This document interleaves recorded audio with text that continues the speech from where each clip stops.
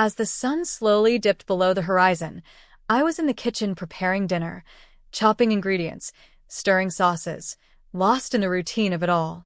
That's when Sebastian walked in. His presence felt heavier than the warm spices filling the air. He'd been away at university for a while now, and that distance had strangely brought a sense of comfort, a bittersweet kind of relief. He wasn't my little boy anymore.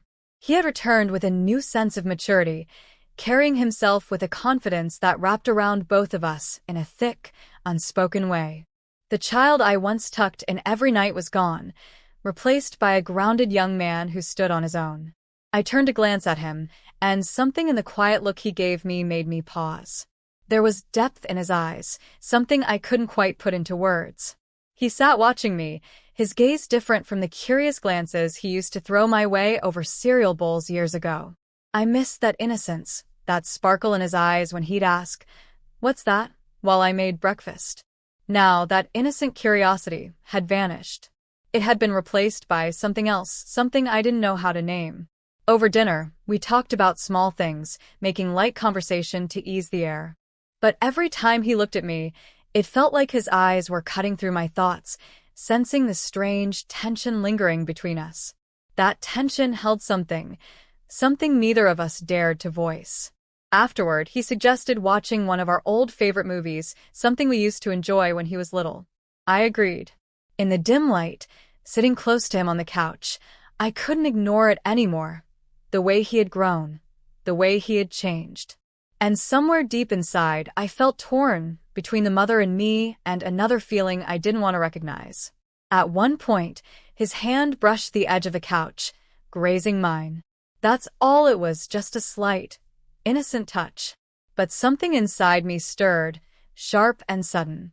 I quickly pulled my hand away, feeling a tremor in my fingers, and looked in the other direction, ashamed of the strange heat that moment sparked in me.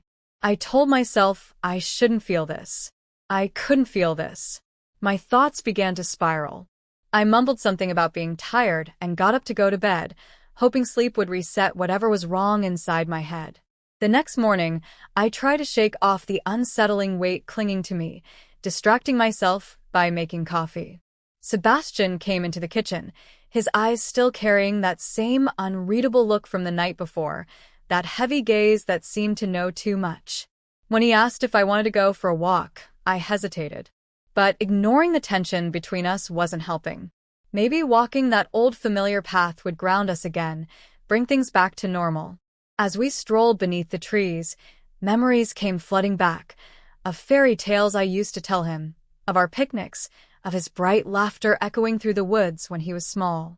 But those memories only made what we had now feel even more distant.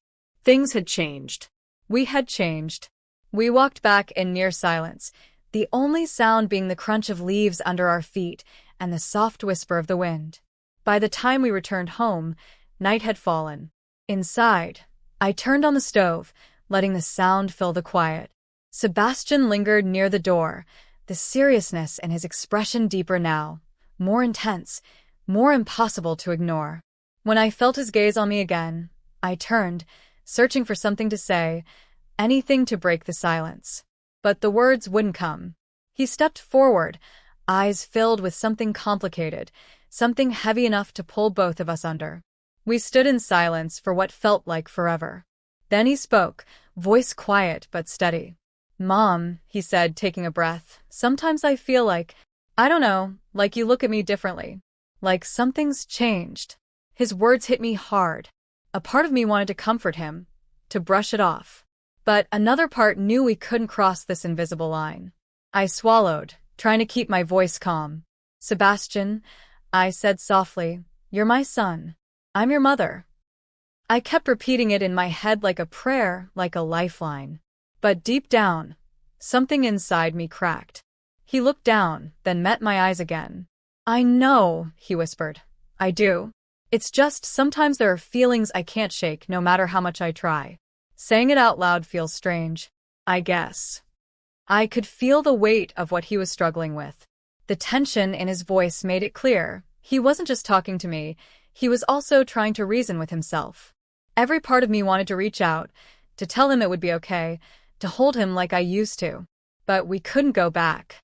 I had to protect him, protect both of us. I looked him in the eye, keeping my tone firm but gentle. Sebastian, I said, we can't be anything else. You know that, don't you? He nodded slowly, a soft, sad smile tugging at the corner of his lips. Yeah, he said. I do. It's just hard to control how you feel sometimes. The silence that followed wrapped around us like a living thing. It held all the words we had said, and all the ones we hadn't. All the feelings we couldn't act on. I knew that moment would stay with us forever. Some lines just have to be respected, no matter what your heart tries to say. Later that night, when I finally made it to bed, a restless energy pulsed through me. I tried closing my eyes, but sleep wouldn't come. Sebastian's gaze, the way he stood close to me, the warmth he gave off, it all kept replaying in my mind. My heart pounded, and I couldn't understand what I was feeling. As a mother, I shouldn't feel drawn to him like this. But the more I thought about him, the harder it became to suppress. Was this just maternal love, or something I didn't want to admit? I was shaken, scared, even, by how much I was questioning myself. A storm raged in my mind. I knew I had to shut down these thoughts, return to the clear, simple love that defined motherhood. But in the quiet of the night, those tangled emotions crept back in. And I didn't know how I'd feel when the morning came.